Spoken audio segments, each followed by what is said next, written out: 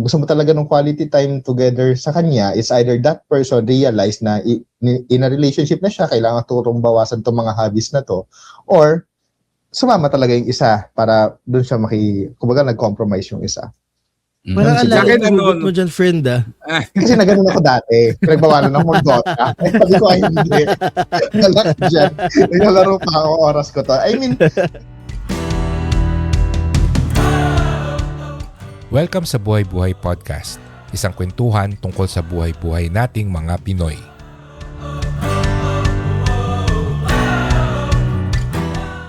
Welcome back to Buhay Buhay Podcast. Charot.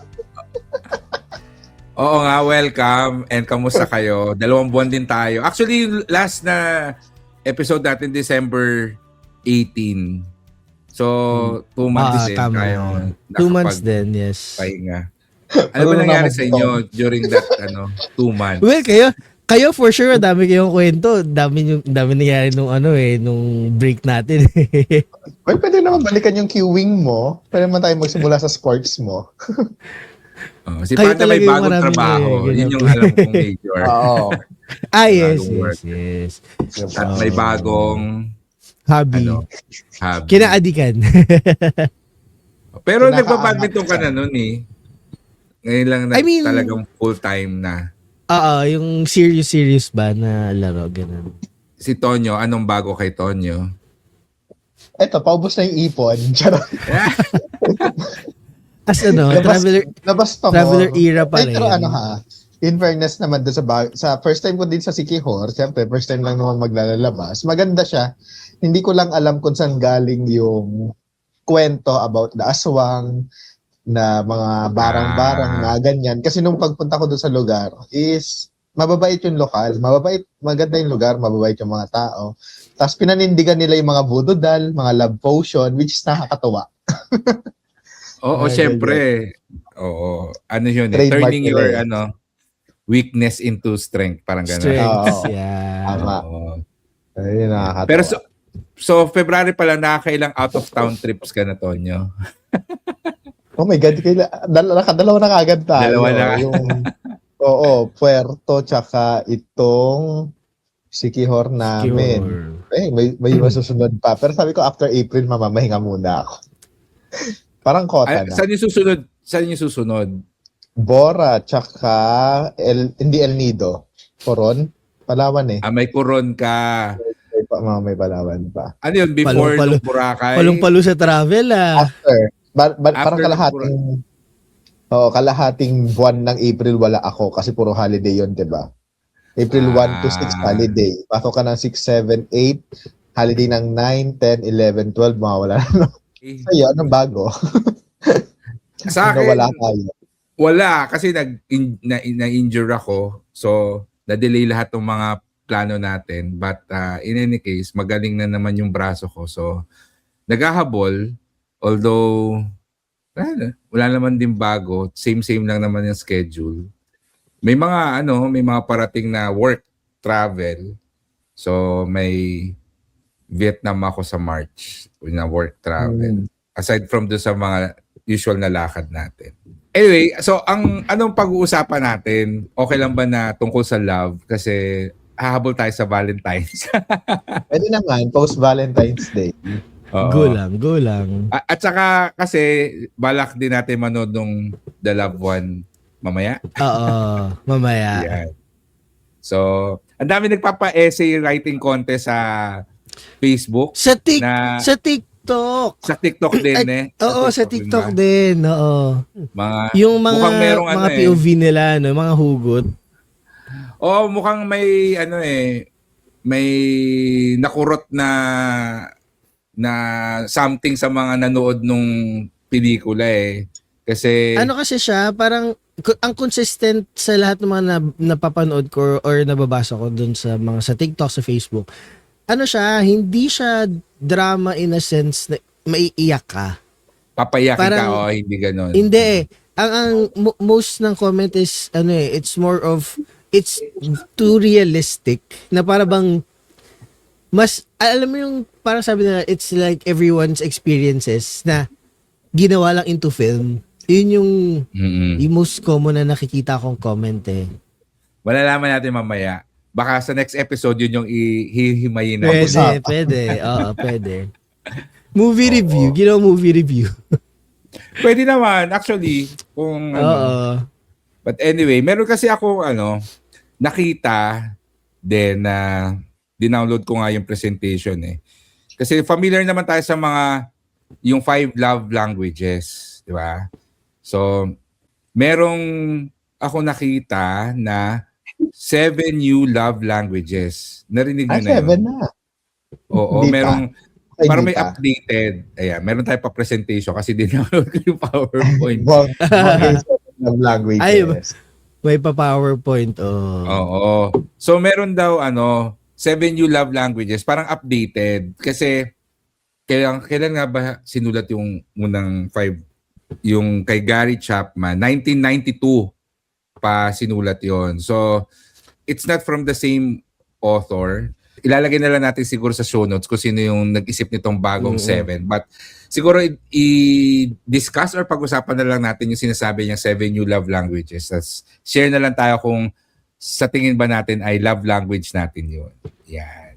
Ito na yung ating Valentine's episode. Special. Ano ba? Valentine's special. Post-Valentine special. So ang first is activity, shared interests and experiences. And I think para tong quality time dun sa original. So the activity, love language is about feeling valued when a partner shows genuine interest in your hobbies and actively participates in them, enhancing connection through shared experiences. So these love languages emphasizes curiosity and participation. I think yun yung key point no, na kasi pag quality time, it's just spending time together, but pag sinabing activity, it's being interested dun sa kung ano yung gustong ginagawa ng partner natin sa free time nila, no? Yes. Where your partner's involvement in your interest demonstrates appreciation beyond the relationship, strengthening emotional bonds and mutual enjoyment. So yun. Ano masasabi nyo dito? Pero sa akin siguro siya, somewhat totoo. Somewhat totoo siya. Kasi syempre, may makikilala o yung makikilala mong tao na going into a relationship or you are pursuing that person, meron na siyang set of activities na ginagawa before ka pa niya nakilala. Minsan kasi dyan nagtatalo-talo yung mga magkokopol na may pinagbabawalan ka sa kanyang gawin kasi nga hindi mo gusto yung ginagawa or hindi mo halimbawa yung pinag-resign, charot. Issue. Kung nakilala mo yung isa, kung nakilala mo ako na isang gamer na nagdodota noon, tapos nag-pursue ka sa akin, tapos biglang makakat or biglang mo pagbabawalan sa pagdodota or ganyan. Siguro I do realize na I'm in a relationship na, pero may thin line siguro doon na dapat yung person na gusto yung activity yung ginagawa niya, siya mismo yung makarealize na sige, babawasan ko tong time na to para mabigyan kita ng time. Rather than the other side na ipo-force mo yung isa, sabihan mo siya, kukulitin mo siya na ganyan, na tigilin mo yung isang activity nito para magkaroon ka ng time. Para sa akin kasi, mawawala yung pagiging genuine nun. Diba? Dapat sa sarili mo na yung mababawasan yung time para, kasi nga, umuo ka din naman dun sa relationship na yun eh. So, dapat may responsibility ka din dun sa kabila. Or, on the other hand naman din, iba din kapag halimbawa magkaroon kayo ng same interest or na-pick nga yung curiosity niya. Sige nga, turuan mo ako dyan para yan yung mga maging bonding natin. Yeah, so I think may part din talaga yung activity as a love language siguro. Kasi nga, nakilala mo na yung tao na may ganun eh. Nakilala mo yung taong nagbubundok na. Nakilala mo yung tao na magaling na nagsasasayaw na. Nakilala mo yung tao na mahilig sa mga board games, halimbawa ganun. Hindi mo pwedeng bigla-bigla siyang ipastop yung activity na yon para magkaroon kayo ng time. Siguro, nasa pag-uusap niyo yon. So, kung gusto mo talaga ng quality time together sa kanya, it's either that person realize na in a relationship na siya, kailangan turong bawasan itong mga hobbies na to, or sumama talaga yung isa para doon siya kumbaga nag-compromise yung isa. Parang Ano alala Sa akin, ko hugot mo dyan, friend Kasi nagano ako dati. Pinagbawalan ng mag-Dota. Sabi ko, ay hindi. Alak dyan. Nilalaro pa ako, oras ko to. I mean, i-outgrow din naman yun ng tao. Alam ba, yung babae, nakilala mo sa pagka-club. Outgrow niya din yun. Bigla mo pagbawalan, wag manamit na may ikse. Ganun siya manamit. Eventually, tatanda din. Eventually, magmamature din. Eventually, makikilala din yung relationship nyo. Eh di ano din yun? Ano mo yun? Mag-graduate din. Parang ganon. May hugot talaga sa ako akin, doon. malaking bagay yung may effort na matutunan yung hobbies mo. So sabi mo nga, nagdodota. So, at the very least, maging interested ka nga na, paano ba yan? Bakit ba, loko-loko ka dyan? Turuan mo nga ako. At least that effort. It doesn't have to mean na magiging Dota player din siya, but at least there was an effort. So kung hindi talaga para sa kanya, di pwede niya sabihin na di ko trip pwedeng hanap tayo ng ibang pwedeng gawin together. Pero tama ka, dapat hindi ka rin pagbabawalan kasi kung talagang gusto mo rin mag-spend ng time together, ikaw na rin yung makaka-realize na okay, wag masyadong mahabang oras dito. But on your part, may effort ka na maghanap ng ibang activity na pareho nyong may enjoy, di ba? Yes. So I think yun yung kaibahan na tipong nagdodota ka, naku ayoko niyan i-ano niya kaagad, i-reject niya Di-dismiss kaagad. agad, Oo. Hindi man lang binigyan ng chance. No, lalo na't kung matagal mo nang ginagawa yung hobby na yon or yung interest na yon or yung sports na yon. So, yeah. Ikaw ba, Panda? Anong opinion mo rito? Actually, naman, as always, medyo, syempre agree naman din ako sa inyo. Pero I would just want to add din na a thing that we also consider kasi why activity is important na inaalam natin sa partner natin and all kasi it somehow personal activities are a way for our partner to escape their problems or stress or to relax. So for us not to even try to engage in something that helps them de-stress, helps them relax, parang it's a bit too insensitive for the other party din ang point of view ko doon kasi parang yun na nga lang yung ginagawa ng tao para sa sarili niya. I think, parang yun nasa point of view ko lang naman, yun yung gustong gawin kasi yun yung nagpapasaya sa kanya. So bakit, sabi nga ni Tonyo, bakit mo pipigilan?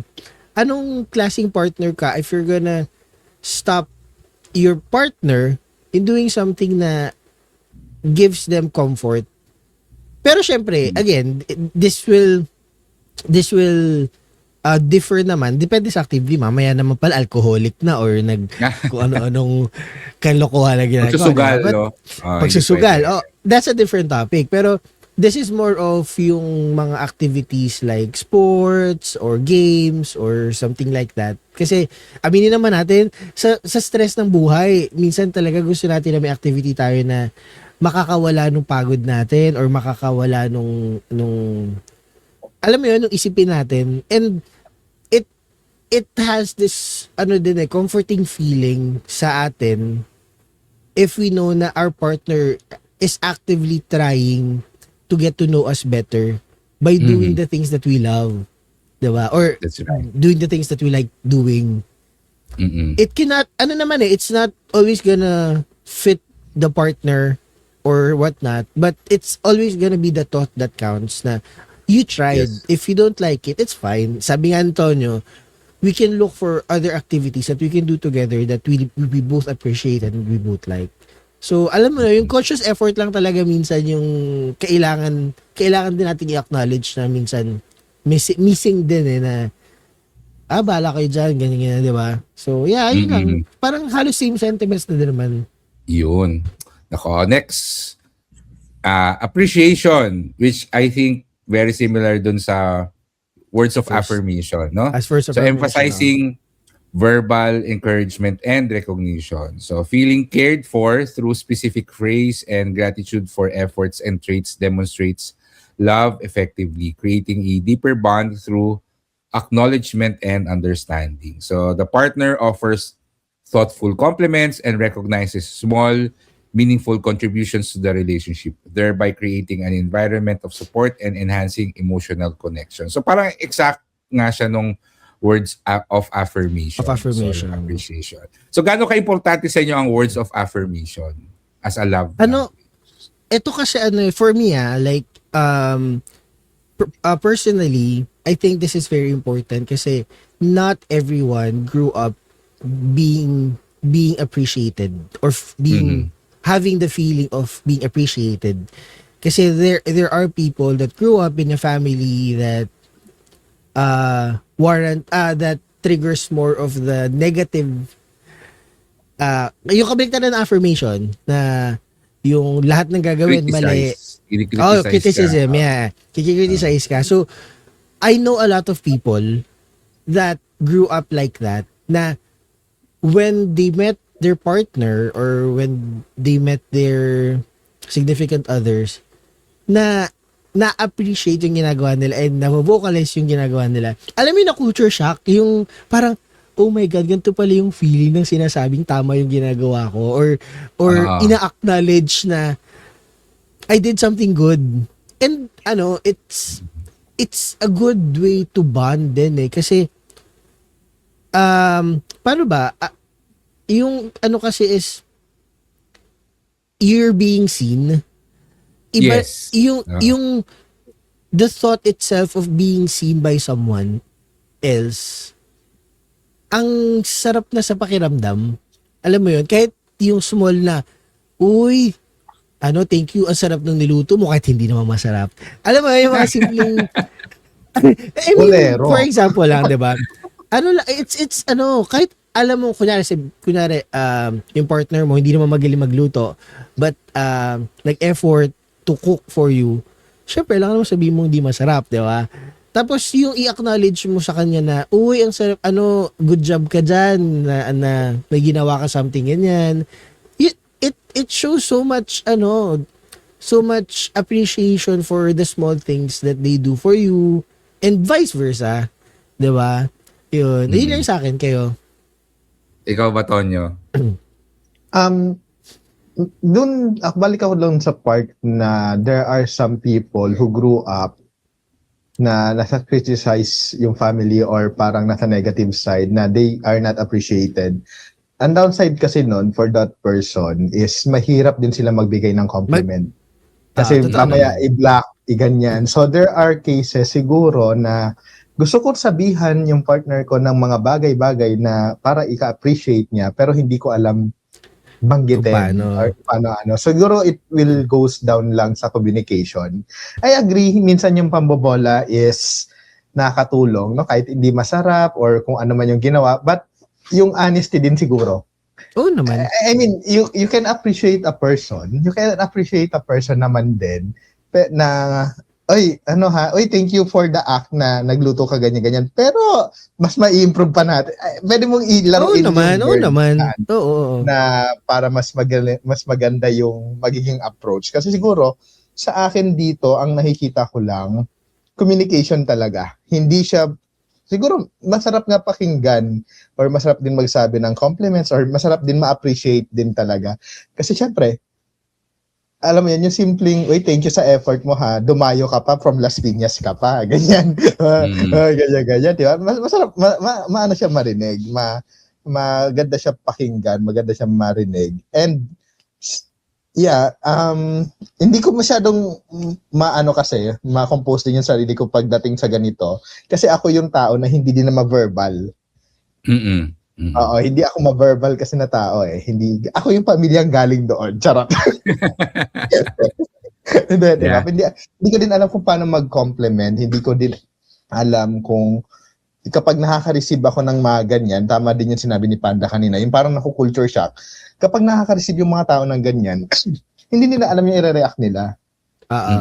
Diba? Ano i-response ko? Ano i-react ko? Sinabi ng ganyan. So, in some cases, parang off dun sa ano. So, communication talaga. Tingin ko yung bagsak ko dito na dapat ma-encourage yung person na yon to verbalize kung ano yung nararamdaman, kung ano yung anong gustong sabihin, mga ganyan. Then, dapat yung partner niya, pagdating dito is alam din kung paano siya i-accept yung pagkasabi or mga ganyan. Kumbaga yung words na lumabas, hindi din kaagad siya kasi once yung tao pagdating dito is na reject mo na kaagad or na ano mo na kaagad siya, hindi na siya kaagad mag-verbalize ulit eh. Hindi, mahihirapan ulit siya magsabi. Siguro ganun yung tingin ko dito. I think part siya ng Filipino culture na hindi masyadong yung mga parents in particular, no, hindi masyadong expressive. Siguro sa mga nanay, but definitely usually 'di ba yung mga tatay hindi masyadong ma-express nung mga feelings nila at hindi masyadong ma-express ng words of appreciation, words of affirmation sa mga anak nila. And that's why karamihan din ng mga nami-meet ko hindi rin marunong kung paano tumanggap ng compliment kapag may biglang nagsalita sa kanila na, uy, ang ganda mo ngayon or whatever. Now, hindi naman. Parang biglang nahihiya. No? Wow. So, I think this is a very important love language. Similar dun sa words of appreciation or words of affirmation. Kasi pag may tinatanong ako kung ano yung love language nila, usually yung words of affirmation, medyo mababa yung rank. No? Either 4 or 5 siya.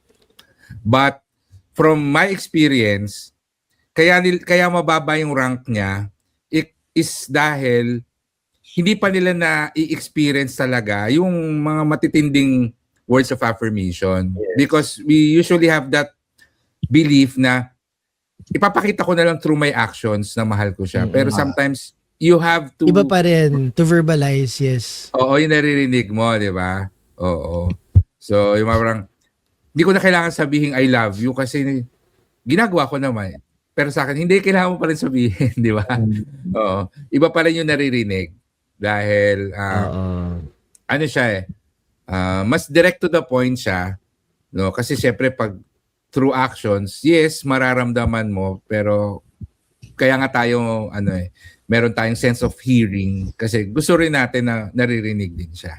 So, and I think I think it's a good way then to boost the confidence of our partner. Hindi lang tayo. It's also a great way for us to boost or to hype up our partner. Kasi, sabi nyo nga, diba, it's part of the Filipino culture na hindi very vocal, hindi very verbal sa feelings nila. And, I don't know, recently I've noticed a surge of people that I know and I don't know, siguro dahil nga a lot of millennials are breaking the stigma. So, recently, nagkaroon ng surge yung mga kakilala ko na nagugulat ako na may ganyan na yung nagvo-verbalize nung nung feelings nila with their partner, ganyan. And if it's something that you are not accustomed to, it's alright. Pero, kasi may thought process there is, okay, sige, hindi mo kinalakihan yan or hindi nyo kinalakihan yan, what's the problem? You can always start at any time in your relationship. 'Di ba? Wala namang pipigil sa inyo eh. And if it's kung after i-try yung dalawa ng partner mo tapos talaga it's not for you, madami pa 7 love language nga, 'di ba? So alam mo 'yon, just look for something that fits both of you. Kung talagang uncomfortable kayo dun sa words of affirmation or appreciation, carry lang. Pero syempre, we also need to remember na kapag may nagawa naman talagang tama yung partner natin or may nagawa naman talaga naka-appreciate naman talaga, why not tell them? Diba? Like, the smallest gesture could, wala namang, hindi ka naman laway lang puhunan mo magkakasakit or something, diba? Oh, exactly. Diba? Laway lang puhunan mo dun eh. So, yeah, yun lang. So, number 3, emotional. So, supporting each other's feelings. So, feeling loved in this language means receiving emotional support during challenging times. So, helping partners nurture their emotional well-being and strengthening the bond through empathy and understanding. So, partners demonstrate this love language by actively listening, validating feelings, and being present, which reinforces emotional intimacy and trust while providing a safe space for vulnerability. So parang ito yung, meron ba tong equivalent do sa dating yung unang love language na 5? Parang wala masyadong equivalent. Hindi ko alam, hindi ko saulad yung 5 eh. Ang alam ko lang dun sa 5 yung ano eh. Alam mo ba? Natatanda mo Physical ba touch ano lang ang alam mo. Oh. And then, yung 5, if I remember it right, quality time, words of appreciation, words of affirmation, physical touch, giving gifts, at saka acts of service. So, yun yung unang 5. So, based on that, itong emotional, parang wala. Kasi, yung original na 5, meron siyang, in a way, equivalent dito sa bagong 7. So, which means may dalawa na parang Nadagdag. ngayon mo lang maririnig. Which is, I think, itong emotional yung isa doon sa mga bago. No? So, wala siya talagang similarity or equivalent doon sa original 5. But, yeah, do you think what do you think about this love language, yung emotional, yung being able to support yung nararamdaman mo, yung being able to actively listen to you, nabavalidate niya yung feelings mo, and being present. Yan. So, ano siya, emotional intimacy ang equivalent niya. Sa Si tingin Tonya niyo. baka maraming hugot. Go Tonya. Actually, yan sasabihin ko nga, iiwan ko na yan sa cancer friend ko. Kasi sobrang maraming emotion sa buhay. Diba? Parang feeling ko ikaw ang sasagot neto rather than me. Being isa sa mga ma-share no ng mga naiisip at nararamdaman at mga nangyayari sa buhay, si Panda. I think ikaw yung isa sa mga makaka-benefit nitong love language na to. Tama ba? Pero actually, I'm surprised na, thinking about it now, I'm surprised na wala siya dun sa original. Original. Na, na love languages. Kasi, I don't know, siguro dahil ang daming nangyari sa atin recently, sa buhay natin recently because of the pandemic, because of the election and everything like that. Parang, I felt na ito ang palaging wala. Itong love language na to, yung emotional side of it. Kasi, ewan ko, siguro again, babalik tayo sa Filipino trait na we always bottle it up, 'di ba? We always keep our feelings to ourselves kasi nga, we grew up in a society that keeps you from sharing your feelings kasi nga, hindi siya nakakamacho or hindi magandang ito specifically ito pala yung naririnig ever since I was a kid yung bawal umiyak, lalaki ka, di ba, that line. And what that did to our society is men, well siguro hindi lang naman to sa Pilipinas, pero because of that men tend to just ignore their feelings or our feelings to the point na minsan harmful na. Like, like, yung iba, I'm sorry to say, yung iba, umaabot na sa, alam mo yun, sa suicide, sa sobrang depression, ganyan. So, this is, yung pag-add nila ng emotional aspect of it is very helpful kasi, alam naman natin sa relationship, sa heterosexual relationship, it's almost always the female that verbalizes their emotions, di ba? And makikita mo yung difference ng taong nag-share ng feelings nila sa hindi. Kasi yung original na 5 love languages, 1990s pa siya sinulat, which is hindi pa talaga mainstream yung concept ng mental health back then. Although syempre may psychology na and all. But aware na karamihan, lalo na nung yung mga na may mga times na kailangan mo lang mag-vent out, mag-rant. So ikaw on your part, hindi mo kailangan mag-give ng advice, di ba? Kailangan mo lang makinig. But I think nung 1990s, yung ganung concept hindi pa siya general Alien knowledge. pa. Oo. O alien na, pag meron nagra-rant sa'yo, ang immediate response mo is mag-isip ka ng advice sa kanya, di ba? Oo.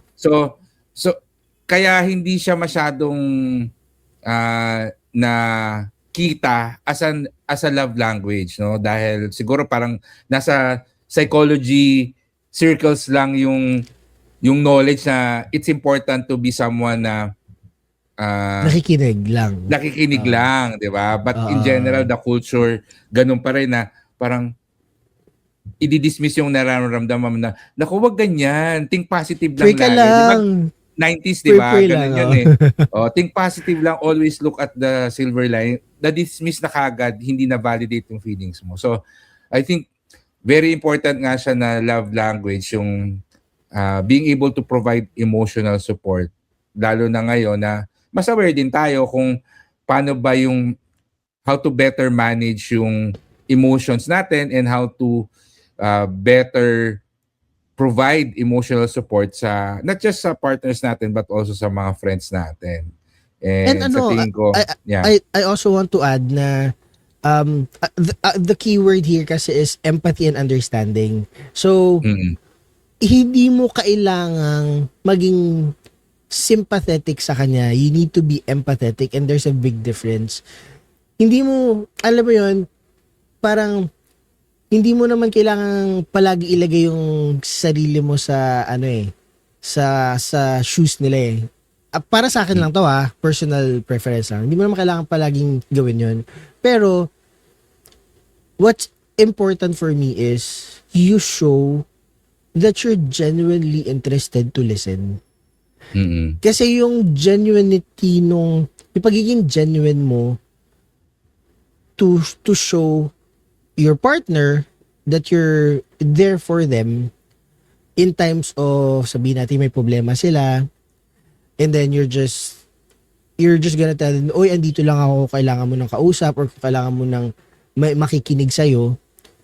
For someone who is, let's say, who's troubled, ang laking tulong na nun kasi hindi na ako mag-iisip na ito na naman, sa sarilinin ko na naman, wala na naman ako makakausap, iba-bottle up ko na naman, diba? Parang the thought na, uy, andito pala si jowa na ready siyang mag-listen. Tsaka actually, share ko na lang din pala to, na naisip ko lang. Kasi ganito kami nung usually ng mga friends ko. When we have problems, we always, may mga moments kami na tinatanong namin, do you want us to listen or do you want us to advise? And that's a very good way to start serious conversations kasi doon mo malalaman kung paano mo as the receiver of other people's emotions. That's a good way to gauge how you're gonna approach the person. Kasi alam mo na parang sinimula mo na itanong do you want an advice or do you want to listen? So pag sinabi na lang yung gusto ko lang makinig ka, then ang approach mo na dyan is hindi ko na kailangang mag-isip pa ng kung ano pang i-advise ko dito kasi ang kailangan lang nito mag-release nung nararamdaman niya. Or the other way around, pag naghingi ng advice, edi alam mo na sa sarili mo na habang nakikinig ka, pinaprocess mo na yung sinasabi niya at yes, nag-iisip ka na rin ng pwede mong sabihin. Kasi minsan, ang dami ring unsolicited advice di ba? Na minsan, isa pa kasi itong problem So, marami kasing tao din na when they listen, automatic, sabi mo kanina, di ba? Automatic sa kanila na mag-a-advise na unsolicited, na minsan kasi a person just really wants to verbalize their emotions diba? And yun, I think nakita ko din dun sa presentation na nakalagay is it reinforces emotional intimacy and trust while providing a safe and providing a safe space for vulnerability. Ang ganda nung message na yun for me kasi siguro this will not apply to everyone pero there really is intimacy when you know na hindi mo kailangang i-filter yung sasabihin mo. Na hindi mo kailangang prenuhan yung nararamdaman mo at pwede mong i-pour yung buong pagkatao mo doon sa isang tao without with the assurance na hindi niya ako i-judge.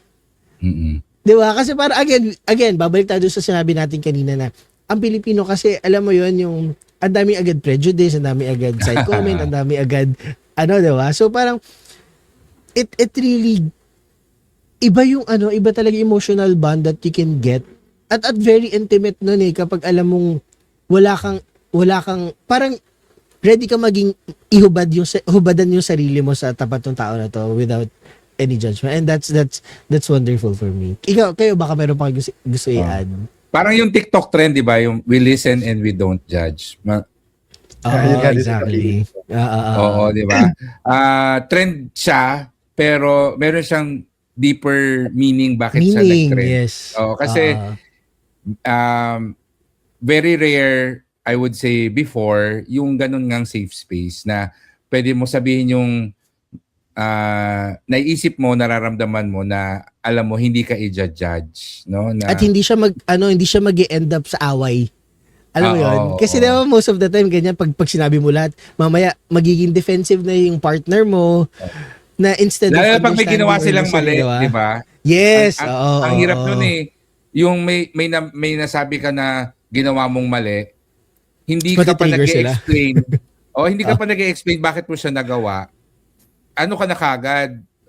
Bigla mo na kagad si Semo na, bakit mo ginawa yan? Hindi ka ba nag-iisip? Yes, diba? yes. Maling-mali. So yeah. So I think very good tong emotional na love language, no? Na very good na dinagdag siya. Bago tayo magpatuloy, gusto namin kayong i-invite sa aming website na buhaybuhaypodcast.com. Nandun ang aming episode show notes, mga exclusive special videos, extended episodes at marami pang iba. Kaya kita-kita tayo sa buhaybuhaypodcast.com.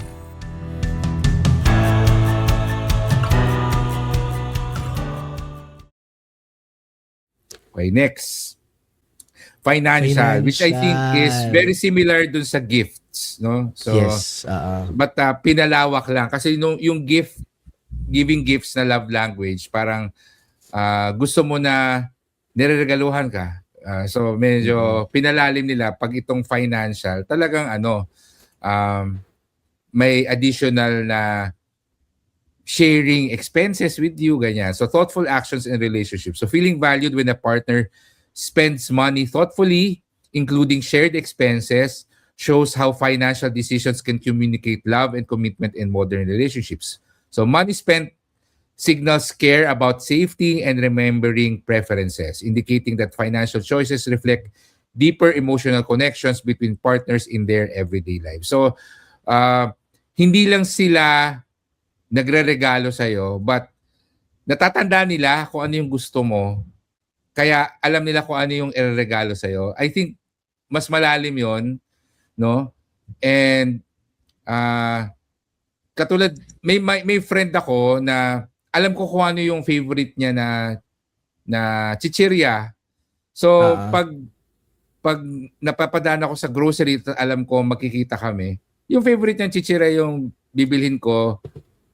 So, yun yung bibigay ko sa kanya. So, alam ko kasi na, kunwari siya, galing siyang abroad, makikita kami kasi ibibigay niya sa akin yung pasalubong niya sa akin.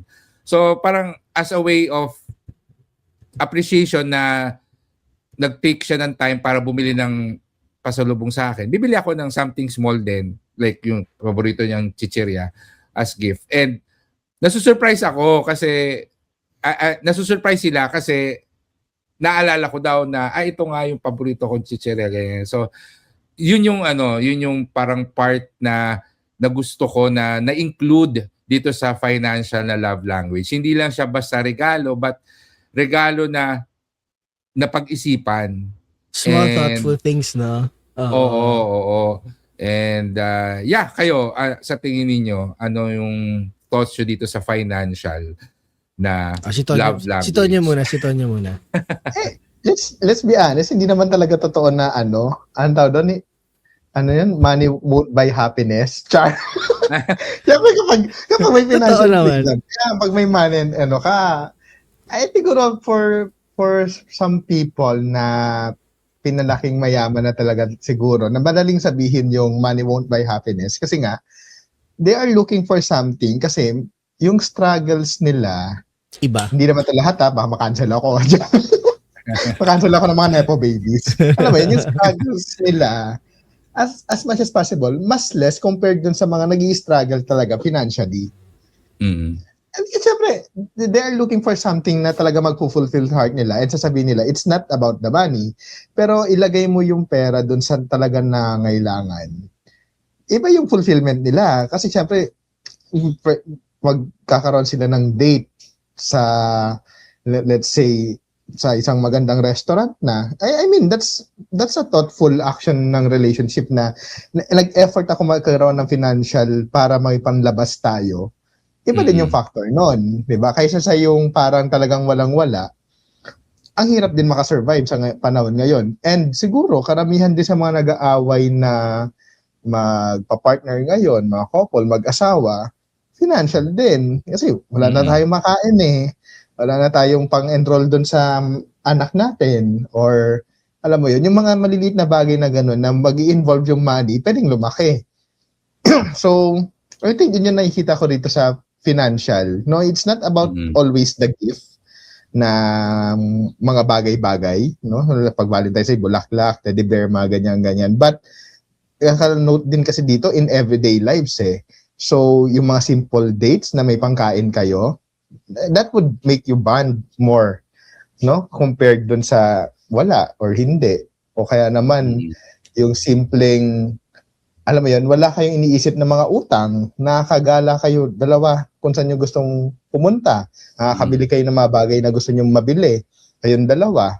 So, yung mga ganun sigurong sitwasyon dito pagdating sa financial. And ako siguro, act of ano ko na to, love language ko din talaga to. Dapat may pera.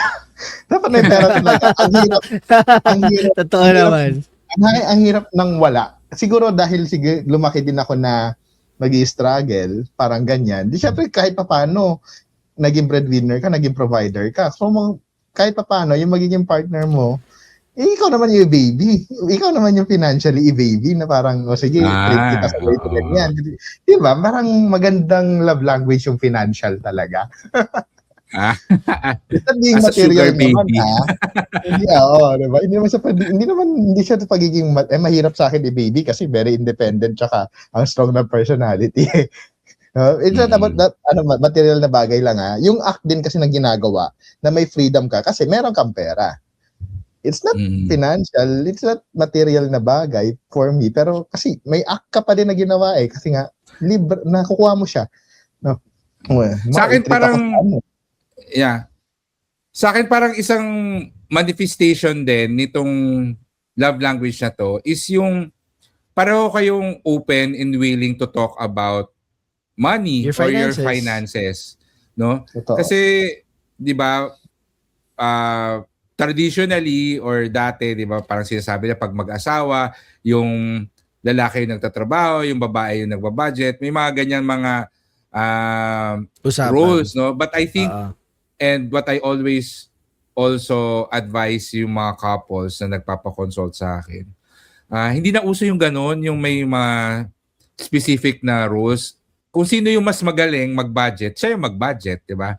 Kung sino yung willing na maging main or primary breadwinner, hindi siya yung magtrabaho, di ba? Kung mas malaki yung sweldo ng babae, kesa doon sa lalaki before sila ikasal, 'di ba? Dapat may humility yung lalaki na sige, ikaw yung maging main provider natin kasi 'di ba minsan yung male ego na hurt pag pagre-resignin yung babae kahit na may promising career siya at mas mataas yung sweldo niya. So, para sa akin yung being able to be a team when it comes to handling your money and yun nga being maganda yung magaling dumiskarte pagdating sa pera, hindi kayo nahihiya pag-usapan kung ano bang gagawin natin. I think that's a good love language, especially that particularly in the US, number 2 na reason kung bakit nagdi-divorce ang mga mag-aasawa sa US is because of money or financials. So, problema sa pera. Kaya importante na hindi man ito yung hindi man ito yung number 1 na love language nyo, but I think this should go up high. Kailangan medyo mataas yung rank nito because it's a practical love language, no? Especially pag i-consider natin yung cost of living ngayon. Yun.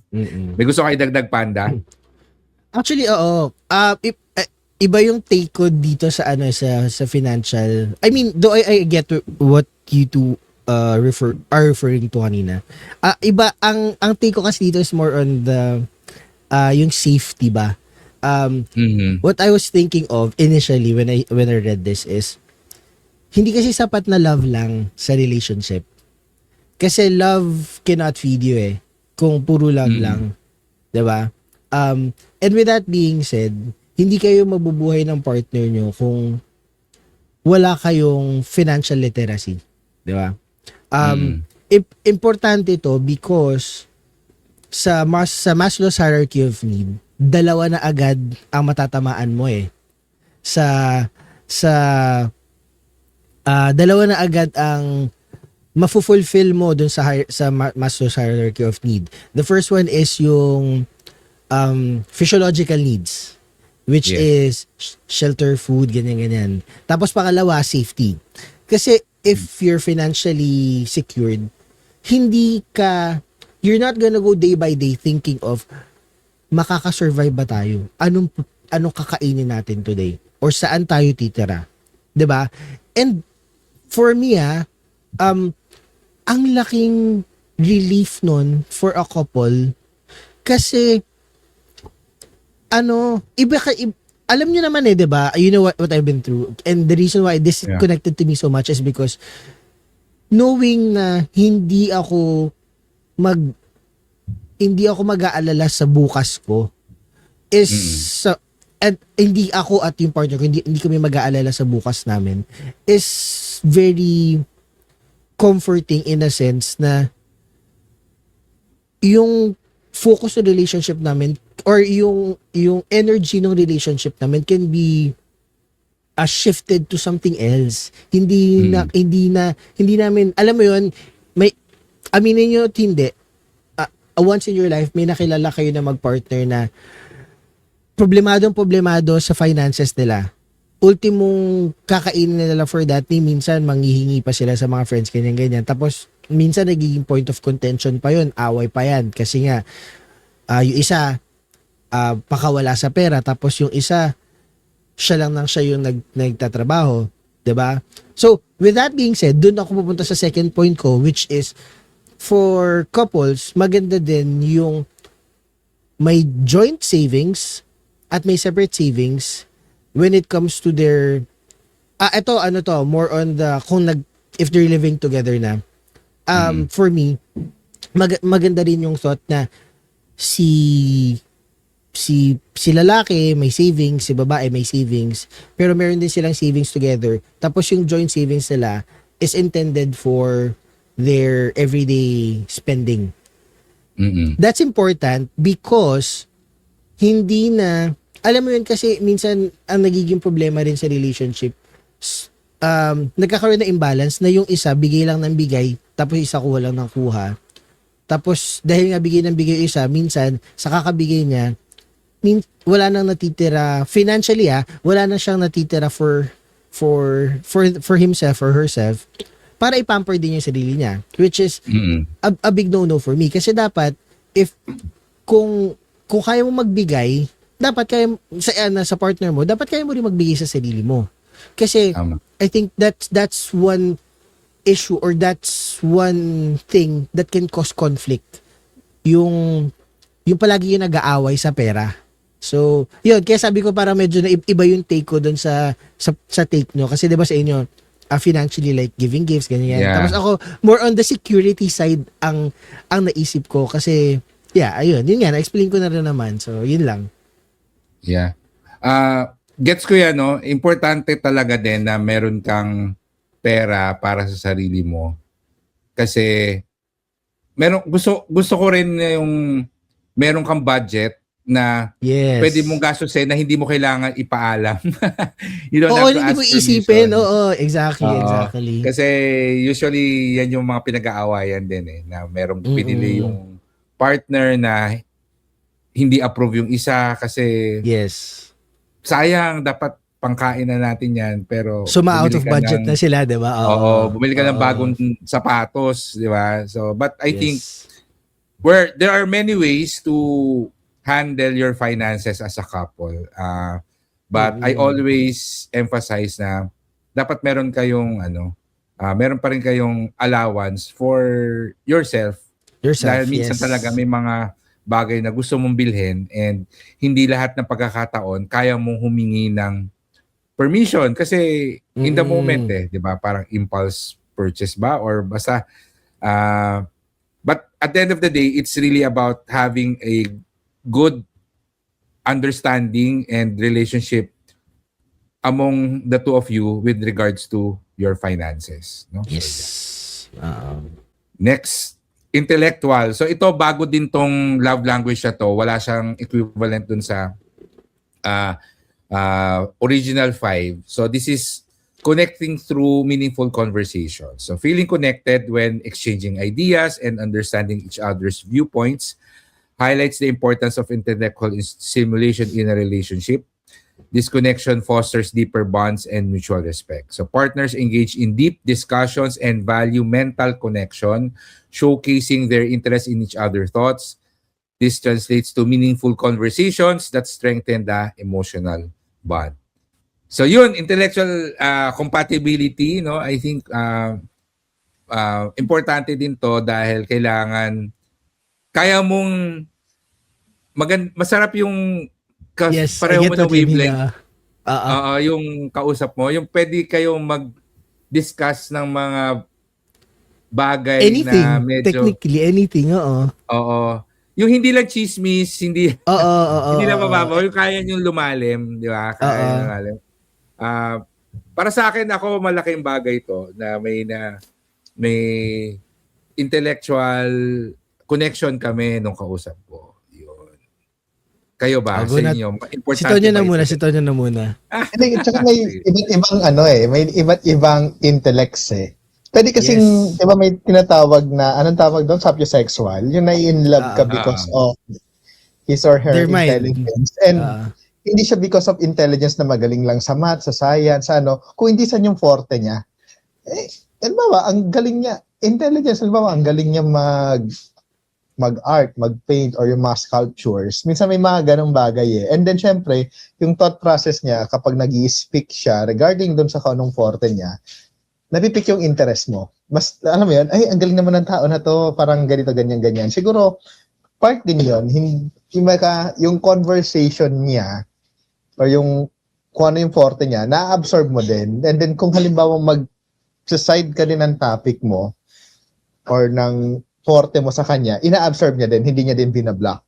Parang yun yung nakikita ko dito ng meaningful conversation. Kasi hindi siya magiging meaningful kung parehas kayo parehas tayo nurse, yung sasabihin mo sa akin, kukontrahin ko kasi mas alam ko to, ganyan-ganyan. Or yung sasabihin mo sa akin, alam ko na eh. Pero dapat meron din, for me meron din part na mag-pick yung yung isip ko na, oo nga, no, yung mapapaisip ka, yung, oo nga, no, ganyan-ganyan. So, magtutuloy-tuloy na yung conversation nyo. And yeah, siguro same wavelength, magandang factor din yon sa intellect.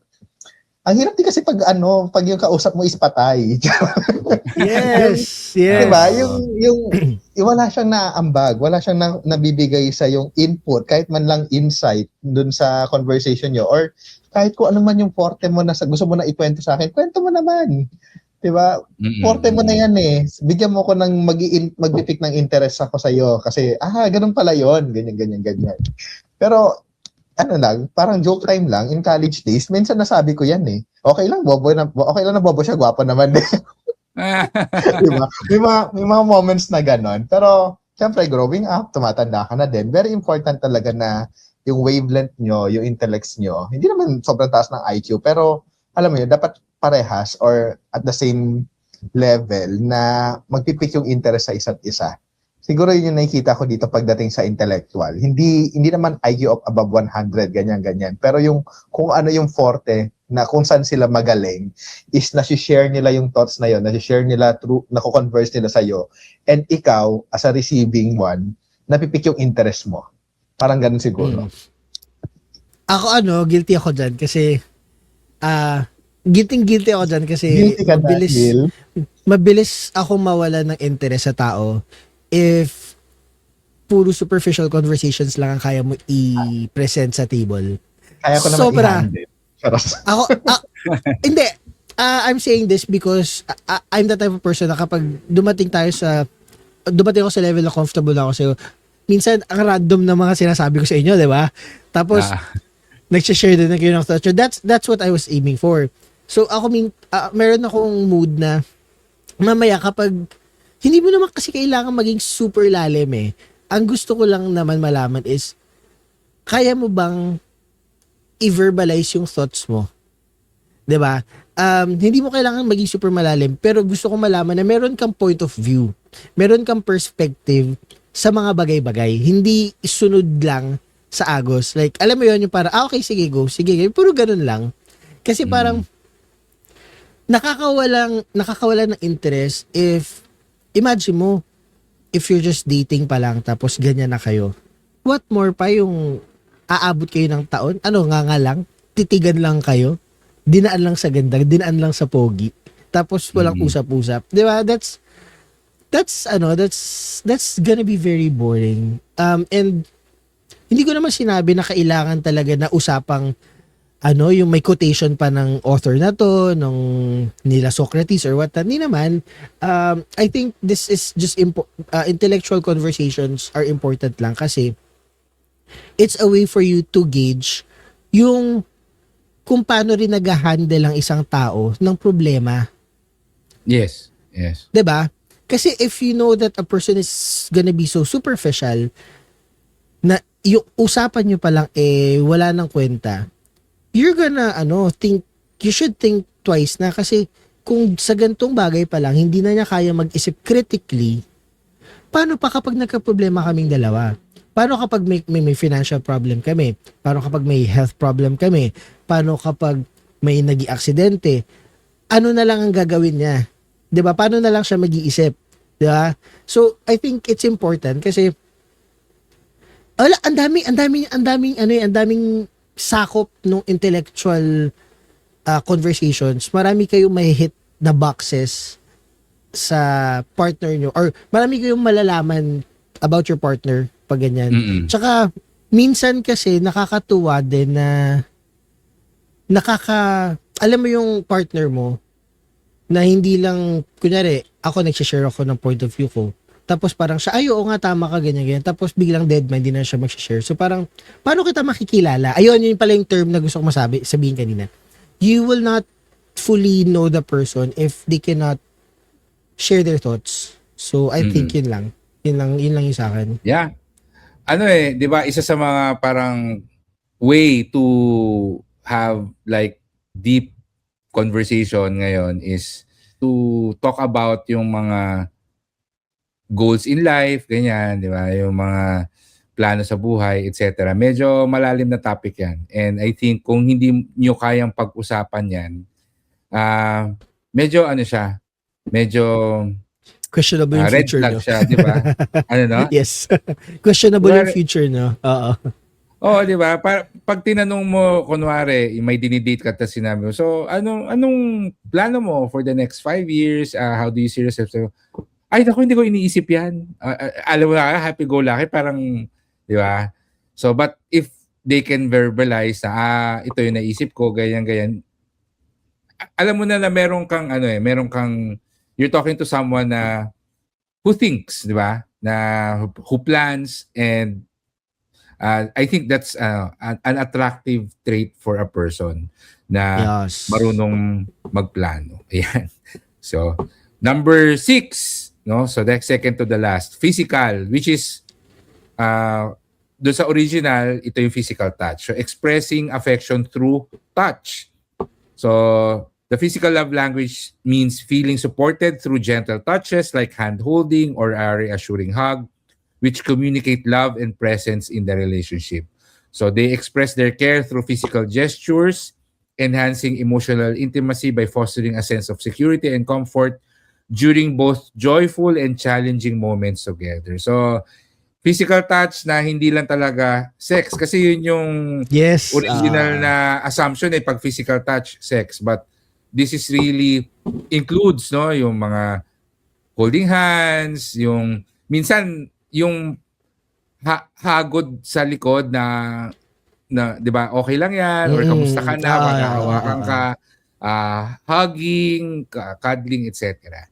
Yun. So sa inyo ba importante ba tong love language na to, physical touch? Ako mabilis lang sagot ko dyan kasi ako hindi ako ma-physical ganyan. Pero I think it's important kasi it shows na hindi kayo takot. Basta for me, importante siya kasi yung mga simple gestures like patting your head, holding your hands, massaging you, kunyari, sabihin natin galing kang game, pag-uwi mo, pagod na pagod ka, yung simpleng, alam mo yung kahit playtime lang na massage, alam mo yung parang, nag-effort siya to do something for me. So parang yun. Importante siya. It's like the small gestures really matter in a relationship in the long run. Yeah. Yun lang. Halatang ayaw ng is ng physical touch. Yung itsura mo pala. Akin kasi siya yung Hindi number niya one. Hindi Siya yung number mataas yung one. rank niya. Hindi mataas for kay Panda me, dyan. hindi. Ramdam ko na yan. Kaya ang hirap ako mag-express ng love ko dito sa tropa ko to.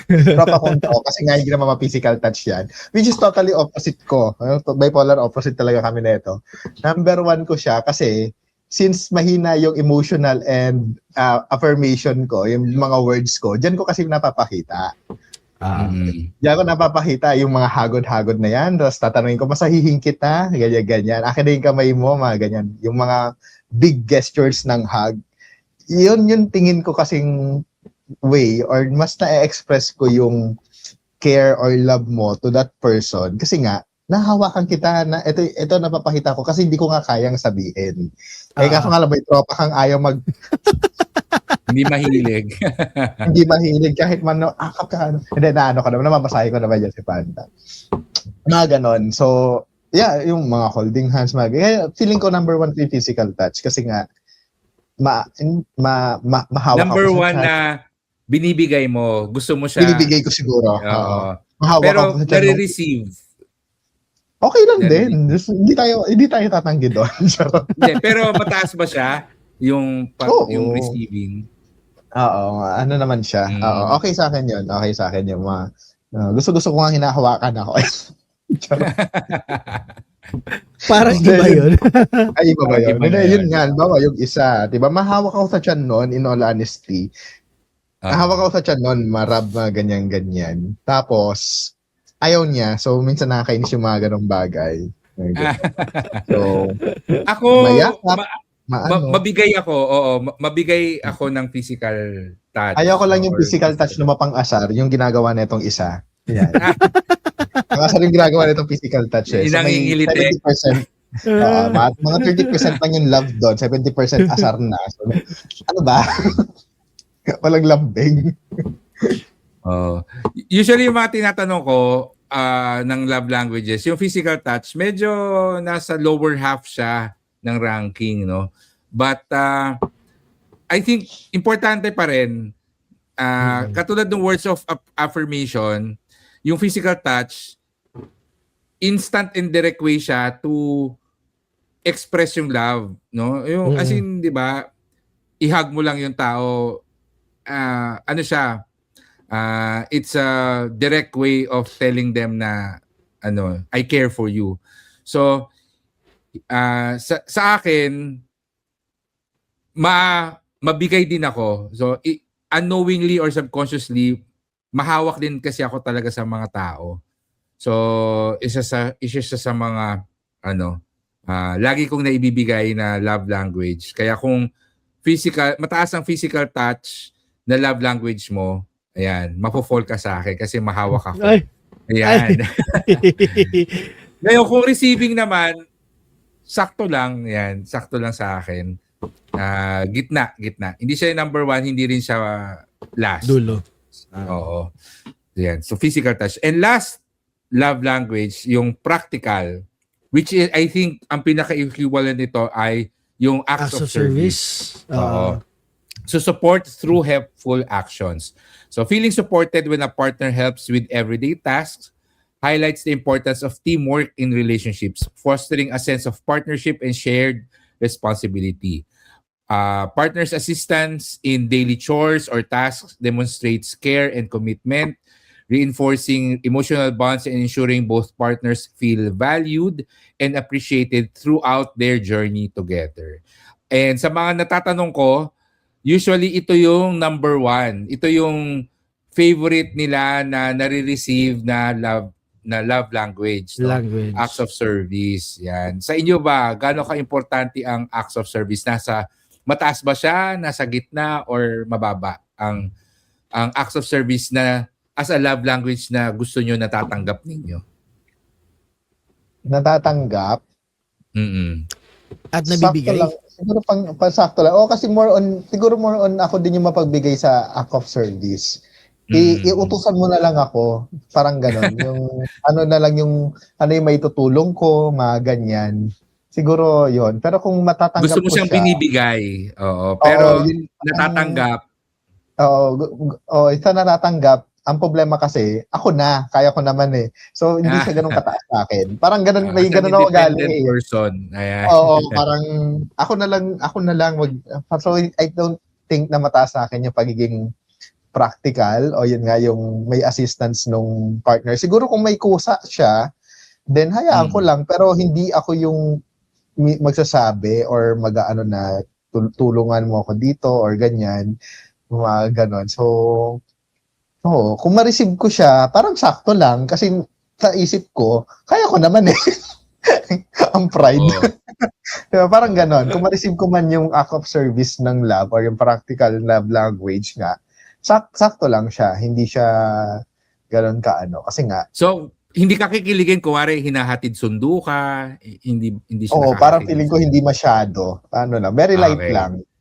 Very light lang. Hindi siya. May makilala kasi ako talaga, kilig na Gusto kilig pag hinahatid sundo, yung simple. Kasi una ko sasabihin doon, hindi na, mamamasahin na lang ako. Papaalam pa lang. May mga ganun nga yung kinikilig kagad, no? Sa'yo, Panda, ikaw ba, kinikilig ka ba pag hinahatid sundo ka? I mean, I appreciate it. At ako, medyo mataas din actually sa akin yung acts of service kasi dyan ko napapakita yung care ko sa isang tao. Specifically, kapag I make sure I give time for them, like, paglulutuan ko sila, ipagbibig ko sila, diba? Alam niyo yan, kasi diba, usually ganun naman ginagawa ko. So, kasi for me, if you're willing to give up time to do something for your loved one, it means it's important, they're important to you. Kasi, again, in our life, we have very limited time. And how we choose to use that reflects how deep we are connected with that person. Para sa akin, like, the smallest gestures of, kabalik na rin sinabi ni Tonyo. Talagang, magkabalik na talaga kami na itong taon to eh. So, imagine mo, if you're gonna go out of your way para sunduin, ihatid ang isang tao, na kaya naman nilang gawin yon na hindi ka mag-step in. I think that's very that's touching in a sense na you're not just giving them time para ihatid sila. You're also giving time for you to have, alam mo yun, an opportunity na syempre 'di ba biyahe hindi naman 5 minutes mahatid mo na isang tao. I would say mga at most 15 to 30 minutes ang biyahe, 'di ba? So, in that span of time, nakatunga nga lang yung dalawa sa sasakyan, di ba? For me, it's a chance para magkwentuhan kayo, mag-bond, like, alam mo, the small conversations.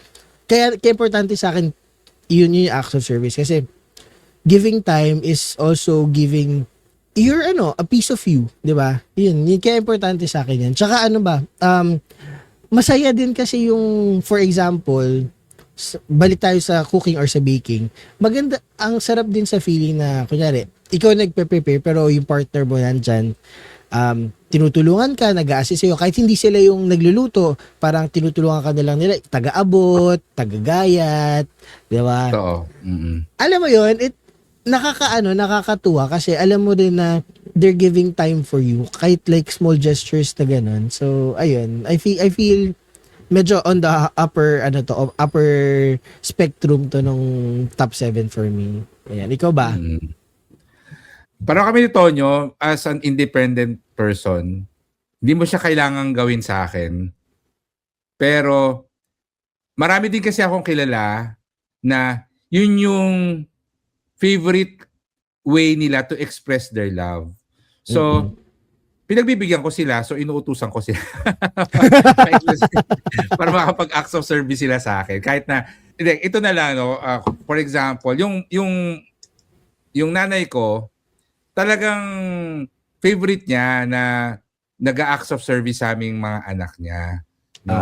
Kaya pag nasa bahay ako, may mga maliliit na bagay na nilalambing ko siya na parang pahingi naman tubig. Alam mo yun? Kahit kaya kong kumuha ng tubig. No? Pero kasi, binibigyan ko siya ng chance na, ay, oo, sige, paglabas, hindi lang tubig yung nilabas niya, naglabas pa may siya pagkain na merienda. Oo, merienda. Ay, meron pala ako.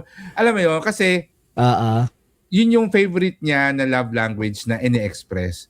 So, on my part, mas aware ako sa ganun. Dahil, kaya ko kasi gawin yung mga maraming bagay, but minsan tiyatanong ko na yung mga kaibigan ko, kasi bang kasama ko ngayon, meron ba dito na ma-appreciate doing something for me? Yun. So binibigyan ko sila ng chance na mahalin ako, parang gano'n. Yeah. So, yeah, but receiving, I would say hindi siya ganun kataas sa akin. But syempre sino ba naman yung tatanggi kung may gustong gumawa sa'yo ng act of service, no? So yes. Yun yung 7 na new love language, no? So practical, physical, intellectual, financial, emotional, appreciation, and activity. I hope maraming may bagong natutunan yung mga nanonood at nakikinig sa atin. And medyo lumagpas tayo sa usual na 1 hour natin na podcast. But siguro to end, no, last question. Siyempre, nauso yung love language kasi sinasabi nila na kailangan alam mo yung love language ng partner mo para alam mo kung paano mo mapapadama sa kanya na mahal mo siya. Kasi yun yung love language niya. But that's just one aspect of a relationship. So to end, siguro magbigay tayo ng isang relationship advice. Paano ba mapapatagal ang isang relationship? Simulan natin. I'll start. Oo. So sa akin simple lang. Open communication. With that being said, with having open communication, it's hindi lang nag-uusap. It's also being ready to listen and to adjust. Kasi hindi lang naman pwedeng puro usap lang. Tsaka minsan kasi kapag sabi communication, isip lang, minsan nagiging negative connotation pa siya kasi dahil nag-communicate kayo, magkakainisan kayo kasi hindi nyo nagustuhan yung sinabi nung partner nyo and vice versa. So, the reason why I'm bringing that up is because when we communicate our feelings or kung tayo yung makaka-receive ng feedback from our partner, let's have an open mind. Huwag agad nating i-dismiss, huwag agad nating i-discredit kung ano may sasabihin nila. Dapat mag-i-open tayo to listen to them, and then dun yun yung maging point nyo to start a deeper conversation para mas mapalalim nyo yung kung ano yung meron kayo. At kung may kailangang ayusin, gawin yung point point of reference yun. So, ayun. Basta, pag nag-usap, wag lang daanin sa init ng ulo. That's it. Commitment and love is a choice.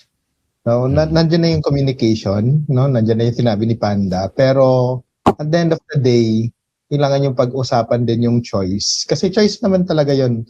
You choice or you choose that person to be with you, no? Through ups and downs or kung ano man yung mga bagay-bagay. If it's not, no, pag-usapan nyo, choice nyo pa rin ba magstay o hindi na.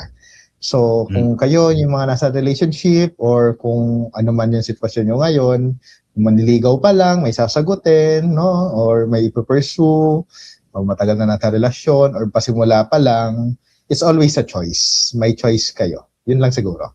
Sa akin, don't ignore yung mga bids for connection o yung attempt nila to make a connection. May mga, napapansin kasi ako na magjowa, kunwari yung isa, uy, tingnan mo to, may pinakita, tapos yung isa, okay, tapos aalis na. Alam mo yun, hindi masyadong papansinin.